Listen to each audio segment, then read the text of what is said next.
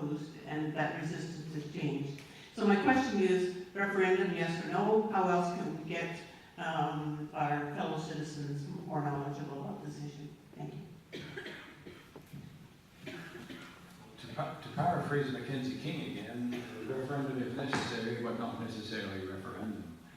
And the answer is, what kind of political support does the proposal have? Are there two major parties at least, and maybe three major parties? Two major parties and the Greens favor something, and then you're talking about 65% of the electorate that would have voted for those people.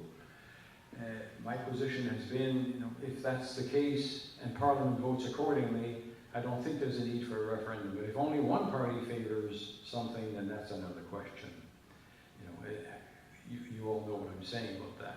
But you know, holding a referendum, this is a federation. And I'm going to ask the question very seriously here.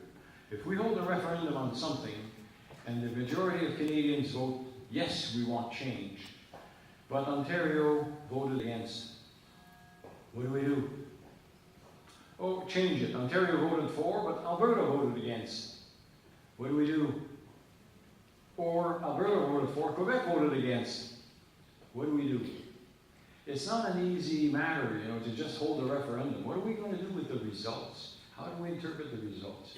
Do we establish conditions beforehand? Do we say, like the Premier of British Columbia, you have to get 60% of the votes, and you have to get the majority of the votes and 60% of the ridings? It was a double 60% that he imposed.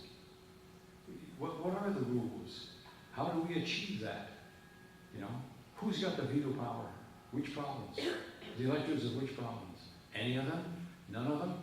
Or do we try to hold a referendum without taking into account how the people in particular provinces voted? And I will only add one thing. The 1992 referendum, which I led in Canada, I appeared before a parliamentary committee, the first one that was televised. It was nice because the MPs were no longer reading the newspapers as I gave my testimony. But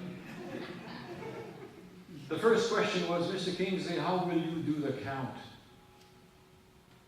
In other words, are you going to do this by writing and by province? I think we need to consider, before we jump on the referendum bandwagon, just exactly what it is we're going to be expecting at the end.